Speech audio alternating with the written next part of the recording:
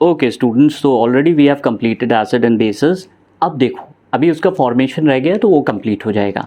Now अब problem क्या आती है, ये समझने में प्रॉब्लम आती है सर ये एसिड सॉल्ट, एसिडिक सॉल्ट्स क्या होते हैं, बेसिक सॉल्ट्स क्या होते हैं, नॉर्मल सॉल्ट्स क्या हैं। तो इनके बारे में सॉल्ट्स हैं क्या बेसिकली, सॉल्ट्स क्या होते हैं। Salts are formed by the complete or partial replacement of hydrogen ion of an acid by a metallic or ammonium ion।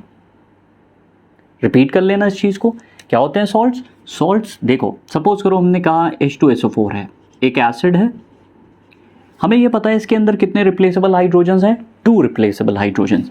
अगर हम इसे सोडियम हाइड्रोक्साइड के साथ ट्रीट करते हैं जो अपने आप में एक बेस है, ध्यान रखना यहाँ पे रिप्लेसेबल हाइड्रोजन बड़ा इंपॉर्टेंट टर्म है। आयनाइजेबल हाइड्रोजन एक बड़ा इंपॉर्टेंट टर्म है। एग्जाम्पल लेते हैं, जैसे मान लो हम लोगों को पता है CH3COH एक एसिड है, लेकिन इसमें दिखने में कितने हाइड्रोजन लग रहे हैं, 4 हाइड्रोजन लग रहे हैं कि 4 हाइड्रोजन ये आयंस के फॉर्म में आएंगे। आयनाइजेबल का मतलब होता है कितने H in the form of H+ ions release हो रहे हैं। तो यहाँ से ये आया CH3CO-। अब ये थोड़ी सी परेशानी बनती है और लोगों के समझ में नहीं आता कि यहाँ तो सर 4 थे लेकिन निकल एक ही रहा है। केवल आयनाइजेबल हाइड्रोजन्स की बात होती है। आयनाइजेबल हाइड्रोजन एक है, और आयनाइजेबल हाइड्रोजन को पहचानने का मतलब ये है, हाइड्रोजन वो कनेक्टेड होगा जनरली नॉन मेटल से, ऑक्सीजन या फिर कोई भी स्ट्रॉन्ग फ्लोरीन, क्लोरीन वगैरह के साथ जुड़ा होगा। तो यहाँ दिखने में 4 लग रहे थे लेकिन हो कितना रहा है, एक ही हाइड्रोजन निकल रहा है। याद रखना, हमें आयनाइजेबल हाइड्रोजन से मतलब है। यहाँ पे देख सकते हैं, यहाँ पे हम लोगों को पता है ये 2H+ आयंस देता है, तो नंबर ऑफ रिप्लेसेबल हाइड्रोजन है 2। अब ये बेस के साथ रिएक्ट कर रहा है तो दोनों हाइड्रोजन हट के वहाँ पे मेटेलिक आयन, तो यहाँ पे मेटल जो है वो Na है, तो यहाँ पे हमारे पास बन गया Na2SO4। आगे चल के इसके बारे में और पढ़ेंगे, डिटेलिंग करेंगे, बड़ा ही इंपॉर्टेंट है। लेकिन अभी के लिए हमें ये जानना है सॉल्ट्स बनते किससे हैं। When acid reacts with base it forms salt and water. When acid reacts with base it forms salt and water only. Only is the very important term. Only के अगर नहीं लिखा ना तो समझ लो सॉल्ट के बारे में कुछ खास आइडिया नहीं है। सॉल्ट्स बड़े इंपॉर्टेंट पार्ट होते हैं। सॉल्ट कैसे बनते हैं, सॉल्ट हमेशा एसिड बेस के रिएक्शन पे बनते हैं, लेकिन साथ में वो वाटर बनाते हैं when they react with acid and base. Acid और बेस जब आपस में रिएक्ट करते हैं तो हमेशा वो क्या बनाएंगे, एक सॉल्ट और दूसरा क्या, वाटर। ये 2 कंपोनेंट ही बनेंगे और कुछ नहीं। तो ये हमारे पास एक बढ़िया सा एग्जाम्पल है। इसके बाद एक प्रॉब्लम आती है, सर ये एसिडिक सॉल्ट क्या होते हैं, नॉर्मल सॉल्ट क्या है, ये बेसिक सॉल्ट क्या होते हैं। तो इसके बारे में समझो, बड़ा इंपॉर्टेंट टर्म है। तो अगला सबसे इंपॉर्टेंट पार्ट होता है नॉर्मल सॉल्ट। नॉर्मल सॉल्ट कब बनते हैं, नॉर्मल सॉल्ट बनते हैं when there is a complete replacement of hydrogen ion of an acid by a metal. For example, जैसे अभी हम लोगों ने एग्जांपल दिया ना, एग्जांपल को गौर करो। यहाँ पे मान लो हमारे पास है HCl हमने लिया और यहाँ पे एक ही H+ आयन है। जनरली ये जो एसिड नॉर्मल सॉल्ट का कंसेप्ट है वो यूटिलाइज होगा अभी आने वाले जो हम लोग पार्ट बात करेंगे, एसिडिक सॉल्ट और बेसिक सॉल्ट्स में ये ज़्यादा यूज़ होता है। तो अगर मान लो हम लोगों ने कोई एग्जाम्पल लिया H2SO4, तो H2SO4 में हमें पता है 2 आयनाइजेबल हाइड्रोजन है। अगर हमने बेस के साथ रिएक्ट कर दिया तो हमें पता है ये चीज़ भाई क्या बनेगी। अगर टेम्परेचर बिलो 200 डिग्री सेल्सियस है तो यहाँ पे एक चीज़ बनती है, आगे हम लोग इसके बारे में और पढ़ेंगे, NaHSO4। साथ में हमारे पास जो वो वाटर है वो निकल गया। अब यहाँ पे देखो, अभी केवल एक ही हाइड्रोजन निकला ना, एक हाइड्रोजन रिप्लेस हुआ, NaOH और होगा तो यहाँ पे बन जाएगा Na2SO4 प्लस H2O। तो ओवरऑल कहने का मतलब ये है, there is a complete replacement of hydrogen ions of an acid by metal. तो ये देखो कंप्लीट रिप्लेसमेंट हुआ है, इसको कहते हैं नॉर्मल सॉल्ट। नॉर्मल सॉल्ट के बहुत से एग्जाम्पल है, जैसे Na3PO4 सोडियम फॉस्फेट, ये किससे बना हुआ है, ये बना हुआ है NaOH साथ में H3PO4। NaCl सिंपल सा एग्जाम्पल है, NaCl सिंपल सा एग्जाम्पल। एक और एग्जाम्पल देख सकते हैं, अभी आने वाले टाइम पे और भी एग्जाम्पल्स मिल जाएंगे। तो ये कुछ एग्जाम्पल्स Na2SO4, Na3PO4, NaCl, ये सब क्या है, नॉर्मल सॉल्ट्स। खासियत क्या होती है, ये न्यूट्रल होंगे, ये न्यूट्रल होते हैं। मतलब लिटमस पेपर टेस्ट करोगे तो ये 7 के आसपास इनका pH होगा। यूनिवर्सल इंडिकेटर्स अभी नेक्स्ट टॉपिक में, नेक्स्ट वीडियो देख लेना, ऊपर की ओर लिंक डाल देंगे। नेक्स्ट उसमें देखोगे तो ग्रीन, यूनिवर्सल इंडिकेटर्स ग्रीन, तो जनरल ये सॉल्ट्स क्या होते हैं, इनमें कोई एसिडिक नेचर नहीं होता, कोई बेसिक नेचर नहीं होता, न्यूट्रल होते हैं, राइट, समझ में आ गया। नेक्स्ट पार्ट देखो, बेसिक जो एसिडिक सॉल्ट्स होते हैं वो क्या होते हैं। अच्छा, उसके ऊपर क्वेश्चंस खूब मिलते हैं, एसिडिक सॉल्ट के ऊपर क्वेश्चंस खूब मिलते हैं, देखते हैं। अब इसके टर्म में ही देखो तो पता क्या चलता है, इस सॉल्ट में एसिड है, इसीलिए तो एसिडिक सॉल्ट बोल रहे हैं। एग्जाम्पल लेते हैं, फॉर एग्जाम्पल हमारे पास है NaOH, एक बढ़िया सा एग्जाम्पल होता है। NaOH ले लिया, इसको ट्रीट कर दिया हमने। अभी इससे पहले भी एग्जाम्पल यही उठाया था, लेकिन इस बार हम लोग समझने की कोशिश करते हैं। अगर टेम्परेचर लेस देन 200 डिग्री है, temperature is less than 200 degree Celsius, तो एक इंटरेस्टिंग सी चीज़ दिखती है। वो चीज़ ये दिखती है कि केवल एक हाइड्रोजन, यहाँ पे 2 आयनाइजेबल हाइड्रोजन है, only one of them gets replaced by a metallic ion. तो यहाँ पे एक सॉल्ट बना, सोडियम हाइड्रोजन सल्फेट, या सोडियम बाइसल्फेट भी इसे बोलते हैं, सोडियम हाइड्रोजन सल्फेट या फिर सोडियम बाइसल्फेट। अब इसमें अगर इस सॉल्ट में देखो तो अभी एक hydrogen, one ionisable hydrogen is still left, है कि नहीं, एक हाइड्रोजन अब भी बचा है। इसको अगर हम फर्दर ट्रीट कर देंगे NaOH के साथ तो हमें पता चलेगा कि ये फर्दर रिलीज इसके साथ रिएक्ट करेगा तो ये Na2SO4 बना देगा। अब जो ये एसिडिक सॉल्ट्स हैं, इनकी खासियत क्या है? Acidic salts are formed by the partial replacement of hydrogen ion of a, ये भी बड़ी इंपॉर्टेंट चीज़ है, ऑफ अ डाई और tri basic acid by a metallic ion.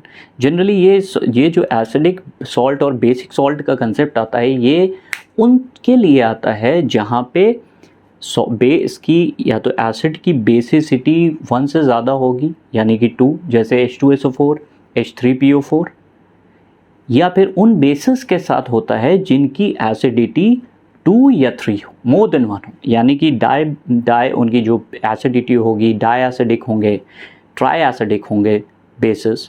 तो ये हर जगह पे यूज़ नहीं होता कि जहाँ पे सिंगल मोनो एसिडिक या मोनो बेसिक कंपाउंड है, वहाँ पे नहीं यूज़ होता। ये एसिडिक और बेसिक का टर्म तभी आएगा जब हमें कोई डाई या ट्राई बेसिक एसिड मिले या डाई और ट्राई एसिडिक बेस मिले। अंडरस्टूड।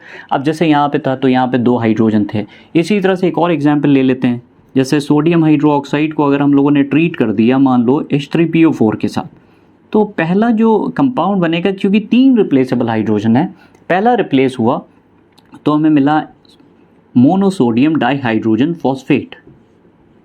यहाँ पे एक सोडियम है इसलिए मोनो, 2 हाइड्रोजन है इससे डाइहाइड्रोजन फॉस्फेट। अब ये भी दिख रहा है, अब भी इस सॉल्ट में हमारे पास 2 आयनाइजेबल हाइड्रोजन्स हैं और 2 आयनाइजेबल हाइड्रोजन की वजह से ये बिहेव करेगा एज अ एसिड, ये बिहेव करेगा एज अ एसिड। अब क्वेश्चन ये आता है कि जो एसिडिक सॉल्ट है उनका pH कितना होगा? Always less than 7। Important term, इसको नोट कर लेना, जितने भी एसिडिक सॉल्ट होते हैं उनका जो pH होगा ऑलवेज लेस देन 7। ये चीज़ दिमाग में रखना। एक और कंसेप्ट होता है कि एसिडिक सॉल्ट्स कब बनते हैं। अगर मान लो हम लोगों ने कहा कि जैसे ये एसिड था, ये बेस था, अगर एसिडिक सॉल्ट बन रहा है इसका मतलब अमाउंट ऑफ बेस, जो बेस है वो हमारे पास कम अमाउंट में है। अगर ज़्यादा होता तो वो पूरी तरह से, अगर मान लो 1 मॉलिक्यूल यहाँ पे लिया, अगर 3 मॉलिक्यूल्स हम लेते तो ये पूरी तरह से कंपाउंड Na3PO4 बन जाता।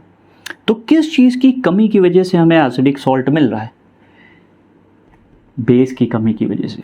NaOH कम है इसलिए हमें सॉल्ट एसिडिक मिल रहा है। तो सिंपल सा कंसेप्ट है, थोड़ा सा ज़रूर टाइम लगेगा लेकिन इसको याद रखना। ये 2 कंसेप्ट याद रखना कि एसिडिक सॉल्ट का जो pH होता है it is always less than 7, हमेशा 7 से कम होगा। साथ ही साथ क्या चीज़ याद रखनी है कि ये सॉल्ट, एसिडिक सॉल्ट तब बनते हैं जब बेस का अमाउंट जो या फिर उसका कॉन्सेंट्रेशन, अमाउंट या कॉन्सेंट्रेशन कम होता है। 2 चीज़ें हो गई। अब आते हैं बेसिक सॉल्ट के ऊपर। बेसिक सॉल्ट भी कैसे बनते हैं ये भी देखते हैं। सो बेसिक सॉल्ट अब कैसे बनते हैं? बेसिक सॉल्ट बनते हैं partial replacement of hydroxyl ion of a base by a acidic radical. देखते हैं। जैसे मान लो हमने कहा एसिडिक और बेसिक सॉल्ट तभी बनते हैं जब हम एसिड की जो एसिडिटी है वो 1 से ऊपर, सॉरी एसिड की बेसिसिटी 1 से ऊपर हो, यानी कि डाई बेसिक या ट्राई बेसिक एसिड हो, या फिर बेस जो हो वो डाई एसिडिक या ट्राई एसिडिक हो। जैसे एग्जाम्पल की तरह अगर हम ले लें लेड हाइड्रोक्साइड, तो हमें पता है कि लेड हाइड्रोक्साइड की जो एसिडिटी, क्योंकि बेस है, बेस के लिए हम एसिडिटी टर्म को यूज़ करते हैं, तो ये बेस की एसिडिटी 2 दिख रही। अगर हमने मान लो HCl के साथ इसे रिएक्ट कर दिया तो ये केवल एक मॉलिक्यूल लेकर चले तो हमें पता चल गया लेड OHCl बन गया, लेड OHCl। अब ये जो लेड हाइड्रोक्साइड है, ये लेड क्लोराइड अब भी क्या है, बेसिक नेचर का है। इसमें अगर हम देखें तो हमें पता है कि लेड क्लोराइड अब भी हमारे पास किस नेचर का है, वो नेचर है उसका बेसिक। क्लियर? बहुत सिंपल सा कंसेप्ट होता है जैसे हम लोग बात कर रहे थे। तो इसी तरह से मैग्नीशियम हाइड्रोक्साइड ले लो। मैग्नीशियम हाइड्रोक्साइड हमें पता है फिर से इसकी बेस जो एसिडिटी है वो है 2, और इसको HCl के साथ रिएक्ट कर दो, क्या बन जाएगा, Mg भी होगा, OH भी होगा और साथ में Cl भी होगा। बड़ा ही इंपॉर्टेंट कंपाउंड है, आगे चल के सीनियर क्लासेस में ये सारी चीज़ें दिखने को मिलती हैं। तो ये जो सॉल्ट बन रहे हैं कौन से हैं, बेसिक सॉल्ट। क्यों बेसिक सॉल्ट कह रहे हैं, क्योंकि अब भी इसमें hydroxyl ion, ionisable hydroxyl ion is still present. और जब भी कभी किसी बेस में हाइड्रोक्सिल आयन प्रेजेंट होगा, इसका मतलब उसका नेचर बेस होगा और वो बेसिक की तरह ही बिहेव करेगा। ठीक है, वो बेसिक की तरह ही बिहेव करेगा, यानी कि इसका pH मोर देन 7 होगा। सेकेंड इंपॉर्टेंट पॉइंट, जैसे हम लोग एसिडिक सॉल्ट्स में बात कर रहे थे, वैसे ही बेसिक सॉल्ट्स में क्या होता है, ये तब बनता है जब एसिड का अमाउंट कम लेकर चलो। इसके रिस्पेक्ट में जो एसिड यूज़ हो रहा है वो कम है, उसका कॉन्सेंट्रेशन कम है, उसका अमाउंट कम है, तभी बेसिक सॉल्ट बनते हैं। तो बड़े ही सिंपल से एग्जाम्पल होते हैं कि जैसे ये बेसिक लेड क्लोराइड बोला जाएगा, बेसिक मैग्नीशियम क्लोराइड बोला जाएगा। तो ये बड़े सिंपल सी चीज़ हैं। एक इसमें कुछ चीज़ें और कॉम्पोजिशनल पार्ट होते हैं, जैसे हमारे पास एक पार्ट आता है डबल सॉल्ट क्या है, तो यहीं से हम लोग बात करते हैं। डबल सॉल्ट एक्चुअली क्या होते हैं, कंपोज्ड होते हैं 2 सॉल्ट के मिक्सचर्स होते हैं। इनकी सबसे बड़ी खासियत होती है दे क्रिस्टलाइज टुगेदर, मतलब ये जब क्रिस्टल्स बनाते हैं तो एक साथ बन जाते हैं। बड़ी important K2SO4 Al2SO4 whole thrice dot 24H2O, ये पोटाश एलम के बारे में बात करें तो ये डबल सॉल्ट जो होते हैं बेसिकली बड़े सिंपल से सॉल्ट हैं। डबल सॉल्ट्स, इनका कॉम्पोजिशन जो होता है वो 2 सॉल्ट के मिक्सचर होते हैं। ये 2 सॉल्ट के मिक्सचर्स होते हैं, जैसे हम लोग potassium sulphate, aluminium sulphate dot 24H2O, water of crystallisation होता है ये। तो यहाँ पे देख लो Al2SO4, ये 2 डिफरेंट सॉल्ट्स हैं, दोनों क्रिस्टलाइज्ड एक साथ करे हैं, एक साथ करा है इन लोगों ने, इसलिए हम लोगों ने नाम बोला है इसको double salt, mixture of 2 salts. ज़्यादा आसान तरीका है मिक्सचर ऑफ 2 सॉल्ट। ऐसे ही एक और एग्जाम्पल होता है, बड़ा मशहूर एक कंपाउंड है फेरस अमोनियम सल्फेट, मोहर salt. Ferrous ammonium sulphate FeSO4, ferrous ammonium sulphate बहुत ही इंपॉर्टेंट कंपाउंड होता है और ये आगे चल के बहुत ज़्यादा यूज़ में आता है। तो ये बना होता है फेरस सल्फेट और अमोनियम सल्फेट के मिक्सचर से बना है, इसमें वाटर ऑफ क्रिस्टलाइजेशन 6 है। तो डबल सॉल्ट बेसिकली क्या है, इनको सिर्फ इतना याद रखो, they are mixture of salt and they crystallise together and they are made up of ions, potassium ion, aluminium ion, sulphate ion, iron ion, they have different ions together. एक और term आता है कॉम्प्लेक्स सॉल्ट्स। ये complex salts generally दो चीज़ें और होती हैं। कॉम्प्लेक्स सॉल्ट एक होता है, एक हमारे पास होता है मिक्स सॉल्ट। तो देखते हैं इनके बारे में भी थोड़ा सा डिटेल कर देते हैं। जो ये कॉम्प्लेक्स सॉल्ट होते हैं, इनकी खासियत क्या होती है, जब इनका डिसोसिएशन हो, मतलब जब ये टूटते हैं तो 2 आयंस बनाते हैं। एक होता है सिंपल, बिल्कुल नॉर्मल टाइप का आयन होता है, एक होता है कॉम्प्लेक्स आयन। जैसे एग्जाम्पल देखो तो समझ में आ जाएगा। एक एग्जाम्पल लेते हैं, बड़ा ही आगे चल के ये इंपॉर्टेंट भी हो जाएगा।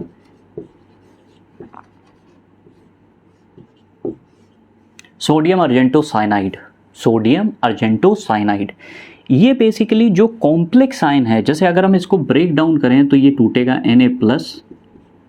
अब देखो ये कॉम्प्लेक्स आयन बना AgCN, इसको हमेशा ब्रैकेट, स्क्वायर ब्रैकेट के फॉर्म में ही रखा जाता है। तो एक कॉम्प्लेक्स आयन बन रहा है, एक सिंपल आयन बन रहा है। ठीक है, एक कॉम्प्लेक्स आयन बन रहा है, एक सिंपल आयन बन रहा है।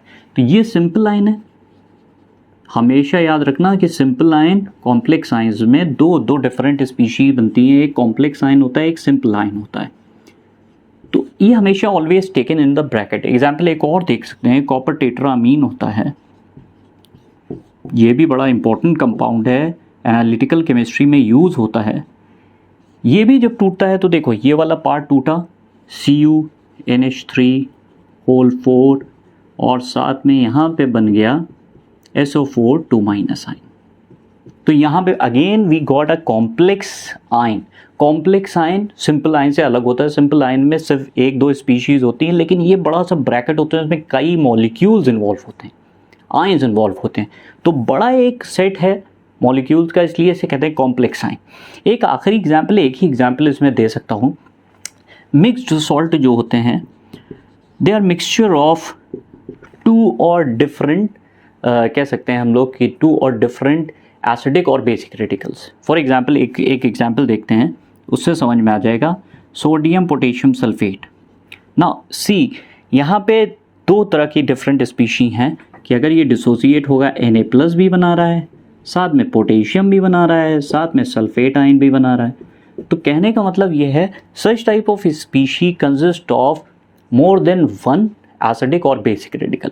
तो यहाँ से आसानी से दिख रहा है कि दो केटाइंस, या कभी कभार हम लोग एनाइंस के बारे में बात करते हैं तो एनाइंस भी मिलते हैं, लेकिन जो मोस्ट प्रोमिनेंट पार्ट है वो है सॉल्ट का। एसिडिक सॉल्ट क्या होते हैं, बेसिक सॉल्ट क्या होते हैं, नॉर्मल सॉल्ट क्या होते हैं, इन चीज़ों को अच्छी तरह से पढ़ो, कॉपी और पेन में लिखते चलो, ये चीज़ें बड़ी क्लियर हो जाएंगी। Thank you all of you.